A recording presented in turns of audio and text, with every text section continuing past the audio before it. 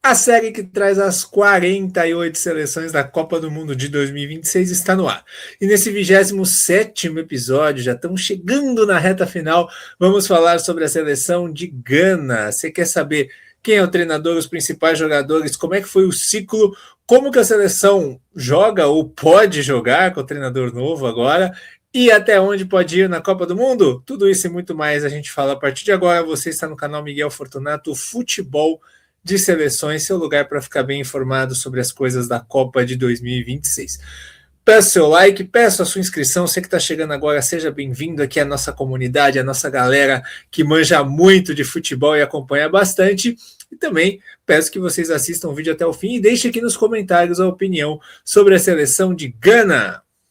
Vamos falar então dos Black Stars, né? A primeira nação que era colonizada pelo Reino Unido, que conseguiu se tornar independente em 1957, tem 35 milhões de habitantes e que vai para a sua quinta Copa do Mundo. A primeira foi em 2006, o melhor resultado foram as quartas de final em 2010, né? Que poderia ter sido semifinal, e o que seria de Gana se tivesse chegado naquela semifinal contra a Holanda, né? Nunca saberemos. Em 2022, fase de grupos, deu sorte um pouquinho nas eliminatórias, também no confronto ali no sorteio, e acabou se qualificando para a Copa. Não estava entre as 5 melhores seleções africanas naquele momento, mas conseguiu se classificar.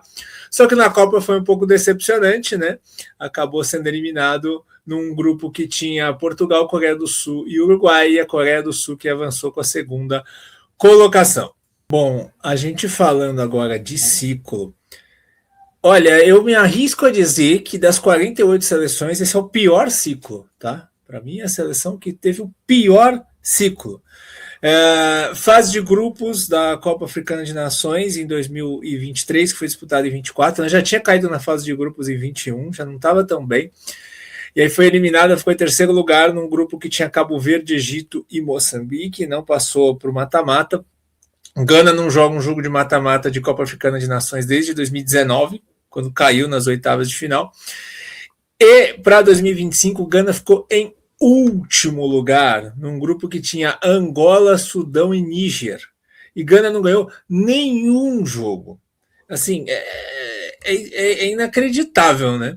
A campanha de Gana. Né? Nas eliminatórias para a Copa, Gana pegou um grupo acessível, né? Mali era o adversário mais difícil, era um grupo que dava para avançar e conseguiu avançar, conseguiu ir bem, ganhou 8 jogos, empatou 1, perdeu 1, foi um bom momento, conseguiu garantir a sua vaga na Copa do Mundo. A Unity Cup, que foi um torneio amistoso disputado ali fora da data FIFA, Gana caiu para a Nigéria na semifinal, time que tinha uma boa espinha dorsal dos seus titulares. E nos amistosos, Gana teve 12 jogos e veja você, uma vitória, que foi contra a Libéria, 3 empates e 8 derrotas. Assim, tem tropeço com o Chad, tem resultados inacreditáveis aqui. E os últimos 4 amistosos foram derrotas. Perdeu para o Japão, sendo completamente dominado. Perdeu para a Coreia do Sul, sendo superado com tranquilidade. Perdeu para a Áustria de 5-1, assim, um atropelamento. E o melhor jogo foi o que causou a demissão do treinador, né? Que foi o jogo contra a Alemanha. Foi o jogo onde Gana conseguiu resistir mais, se defender bem, né? Tomou um gol do Undav ali no finalzinho. Mas é impressionante que são praticamente 4 anos de resultados ruins. E para tentar reverter essa situação, chega ele, Carlos Queiroz, né? Que é naturalizado português, mas nasceu em Moçambique. Chegou agora, depois da data FIFA de março, foi contratado aí no mês de abril para ser o treinador de Gana na Copa do Mundo. Então, ele vai estrear pela seleção de Gana no dia 25 agora, num amistoso contra a seleção do México, onde ele convocou jogadores que estão fora aí da lista, né? Jogadores que atuam ali em ligas locais ou em times menores da Europa que já não tem mais calendário. Ele vai fazer testes para tentar fechar a lista final. A estreia dele vai ser nesse amistoso, e vai ser o amistoso que vai inaugurar, né, a temporada de amistosos pré-Copa aí nessa data FIFA de junho. Ele treinou o Irã em 3 Copas do Mundo, né? E ele colocou o Irã no mapa de uma seleção competitiva, né? Um baita mérito. Em 2014, uma campanha que, para os padrões do Irã, na época, foi espetacular, né? Empatando com a seleção da Nigéria, levando a Argentina com o empate até o limite. O Messi fez um gol lá no Mineirão, no finalzinho ali de fora da área. Se você que está assistindo estava naquele jogo, comenta aí, deixa nos comentários. E aí depois a derrota contra a Bósnia era um último jogo, o Irã precisava sair para o jogo para tentar se classificar, acabou perdendo. Em 2018 ainda melhor, né? Competitivo demais contra a Espanha e Portugal. Deu um calor em Portugal, quase eliminou Portugal na primeira fase, né? Teve a bola ali para eliminar Portugal no último jogo. E ganhou de Marrocos. Então, assim, campanhas incríveis. Aí ele deixou a seleção do Irã, foi para a Colômbia, não deu certo, né? Numa seleção com uma proposta mais ofensiva, ele que é um técnico muito defensivo, não deu certo. Ele volta em cima da hora, que nem está acontecendo agora, ele voltou em cima da hora para treinar o Irã para a Copa de 2022, mas aí já não é um trabalho tão consistente, tomou uma goleada da Inglaterra, perdeu dos Estados Unidos, mas ainda conseguiu um resultado relevante, que foi ganhar da seleção de País de Gales, e para o Irã ganhar de uma seleção europeia numa Copa do Mundo é um baita resultado. O Carlos Queiroz ele vai igualar o recorde do Bora Milutinovic de técnico a treinar 5 Copas consecutivas, que o Bora Milutinovic tem esse recorde, e agora o Carlos Queiroz, que treinou Portugal em 2010, treinou o Irã nas 3 Copas, agora vai treinar Gana, também vai ser detentor.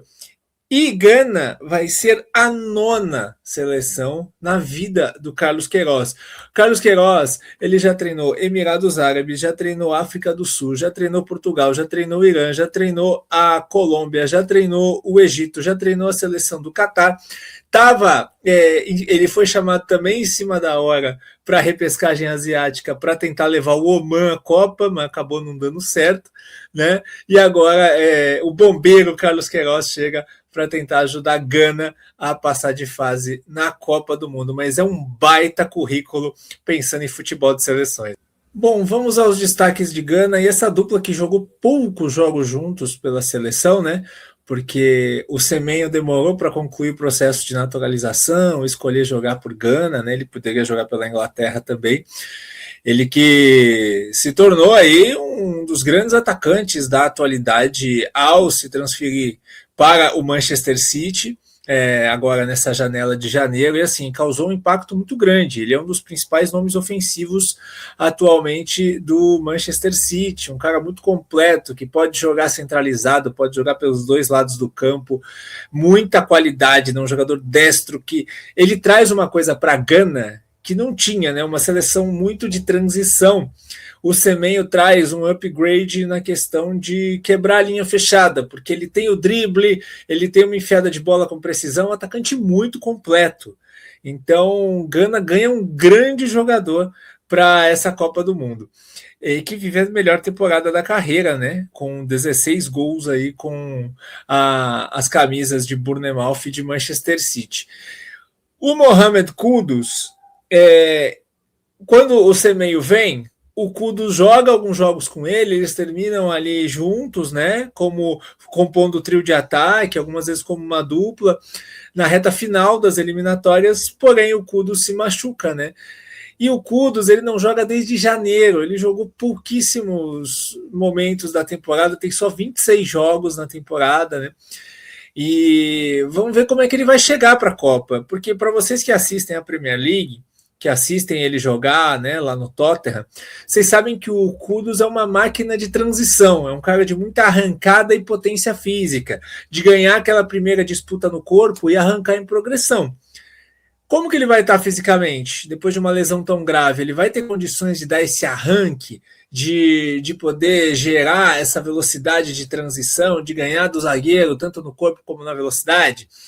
Porque se o Kudus não tiver essa força para isso, ele acaba não tendo a sua principal qualidade dentro de campo. Essa é a dúvida, né? A tendência é que ele consiga se recuperar para jogar a Copa do Mundo, mas vamos ver em que condições. Mas é uma temporada abaixo do Kudus por conta de lesões. Isso sem falar que o Tottenham, no momento que eu gravo esse vídeo, faltando 2 rodadas para acabar a Premier League, está com risco real de ser rebaixado. Bom, agora a gente vai falar do cara que vai se tornar, em breve, entrando em campo, né, estando em condição, o atleta com mais jogos com a camisa de Gana. Né? O André Ayew detém esse recorde ainda com 120 partidas, mas o Jordan Ayew tem 118, então nos amistosos e no começo da Copa do Mundo ele deve igualar e passar aí esse recorde. O Jordan Ayew é o quarto maior artilheiro da história da seleção de Gana, com 34 gols, é um jogador histórico, né? Que já está aí nos seus 34 anos, joga no Leicester, né? Na Inglaterra. E assim, é um jogador, uma liderança muito grande, né? Capitão por muito tempo da seleção de Gana. Eu acho que tem opções melhores para jogar de titular, mas com o treinador anterior, o Jordan Ayew era aí o atacante principal de Gana. Vamos ver se com Carlos Queiroz ele vai seguir assim. E por outro lado, esse é um jogador indiscutível, né? Thomas Partey, com experiência de Atlético de Madrid, de Arsenal, ainda joga em altíssimo nível lá no Villarreal da Espanha, um volante de muita qualidade. Com 32 anos, ele ainda consegue imprimir muito ritmo e é fundamental para roubada de bola, para ritmo, para transição na seleção ganesa. O Partey tem 56 jogos, então ele já tem muita experiência com a seleção de Gana, experiência de Copa do Mundo, enfim. Bom, a gente fala na questão do Kudus, né, de lesões. O Iñaki Williams não fica muito longe também, né, jogador do Atlético de Bilbao, que sofreu bastante também com contusões nessa temporada e acabou perdendo espaço com o Otoado na seleção, né, principalmente depois da naturalização do Semeio. Vamos ver como é que vai ser agora o espaço que ele pode ter com o Carlos Queiroz. Ele se recuperou, está jogando essa reta final de temporada lá pela equipe do País Basco. E o Iñaki Williams é um cara que prende mais o jogo pelo lado direito, né? Então acho que ele é um cara que dá muita transição, aquela jogada mais rápida, então não pode ser descartado. É um jogador que ajuda muito, principalmente em situações que Gana estiver jogando um estilo mais reativo. E, para fechar os destaques, eu trago o nome que agora vai ser o pilar defensivo, né? Porque Gana não vai ter o Mohamed Salisu do Mônaco, que é o seu grande zagueiro, um zagueiraço, né? Que teve uma lesão muito grave. O Salisu está até voltando a recuperar com bola, né? Mas o que se indica na imprensa, tanto francesa, que cobram o Mônaco, como na imprensa local, é que o Salisu não vai ter condições de estar presente na Copa do Mundo, não está sendo cotado para a lista do Carlos Queiroz. Não tendo o Salisu, o zagueirão do Spartak Moscou, o Dzhiku, é aí fundamental para esse pilar. É um cara que rende muito bem, né, no sistema de 3 zagueiros, que a gente não sabe se o Carlos Queiroz vai utilizar ou não, mas Gana jogou muitos jogos nesse ciclo com 3 zagueiros, com o Dzhiku sendo aí o principal nome dessa defesa. Bom, vamos ao campinho para a gente entender um pouquinho desse funcionamento. É muito difícil, né? Quando a gente pensa em um treinador novo que acabou de chegar e que não teve nenhuma convocação com os principais jogadores ainda. Mas Gana jogou a maioria dos jogos nessa reta final de ciclo com 3 zagueiros. O Carlos Queiroz alterna muito o esquema com 3 zagueiros, que na verdade fica uma linha de 5, porque é um técnico bem defensivo, né? Principalmente pelas seleções que ele treina. E Gana precisa ter um sistema que valorize os 3 jogadores da frente. Então, assim, eu deduzo que o Carlos Queiroz esteja pretendendo jogar nesse esquema aqui. Mas pode ser que venha um 4-1-4-1, por exemplo, que foi o sistema que ele mais utilizou ali como técnico de Oman no seu último trabalho. Então vamos lá, o Assarré no gol, uma coisa bem raiz, né? Daqueles guias de Copa do Mundo do passado, que seleções africanas com vários jogadores aí espalhados pela Europa e o goleiro na liga local. O Assarré joga no Hearts, equipe lá de Gana. Hearts de Accra. O Adjetei, zagueiro do Wolfsburg, zagueiro pela direita, o Djiku por dentro, e aí, pelo lado esquerdo da defesa, uma disputa aí pelo Opong. O Opong que também pode fazer o lado direito, ele faz os 2 lados da defesa, com o Opoku. O Opong que joga no Nice e o Opoku no Basaksehir. Na ala pela direita é o Ierenki, jogador que atua no Nordjylland da Dinamarca. Na esquerda tem uma briga boa, né? Principalmente porque o Derek Cohn, jogador do Union Berlin, ele perdeu um pouquinho de espaço no time titular da equipe alemã desde que a treinadora nova chegou, né? A Maria-Louise Eta. E vamos ver se ele vai manter a posição de titular. O Gabriel Mensah, do Auxerre, também disputa essa posição, principalmente jogando de ala pelo lado esquerdo. A dupla de volantes é bem estabelecida, né? A não ser que o Carlos Queiroz tire outro nome da cartola, o parceiro do Thomas Partey deve ser o Kevin Simbo, que é um cara bem viril, que toma bastante cartão, né? Mas é aquele volante que chega junto, atua no Oviedo, da Espanha. No ataque, é curioso que assim a gente tem várias possibilidades de movimentações aqui, né? Porque a gente está falando de 3 jogadores que fazem as 3 funções do ataque, tanto o Kudus como o Semedo como o Aie. Eles podem jogar por dentro, eles podem jogar pelo lado direito, podem jogar pela esquerda. E o Kudus também te dá uma opção de ser um jogador um pouco mais recuado, dessa coisa de vir buscar a bola e tentar arrancar em transição. A questão é, qual vai ser o Kudus fisicamente que vai estar em campo, né, para poder fazer esse estilo de jogo. Eu, particularmente, gostaria muito de ver um ataque Kudus, Semenyo e Iñaki Williams, mas o Iñaki Williams joga mais pela direita, e aí você acaba tirando o Semenyo do lado que ele rende mais, mas você pode colocar o Semenyo por dentro, por exemplo, que também rende bem, o Kudus caindo um pouco mais para a esquerda, que é um jogador canhoto. O jogador que mais cai para a esquerda, com mais naturalidade desse trio, é o Aie, então eu entendo o Aie ser titular, até por uma funcionalidade tática. Tem o Adu, centroavante do Victoria Pilsen, se o Carlos Queiroz quiser uma opção de um centroavantão ali mais de área, né? E tem também o Sulemana, jogador da Atalanta, que pode fazer essa função de ataque, mas é um cara que está tendo pouco espaço também lá na equipe de Bergamo. Então vamos aguardar, vamos ver qual vai ser o desenho e quais vão ser as ideias que o Carlos Queiroz vai nos trazer aí para a seleção de Gana. Vamos de prints, então, para a gente entender a Gana do Otoado e entender o que pode mudar com o Queiroz, né?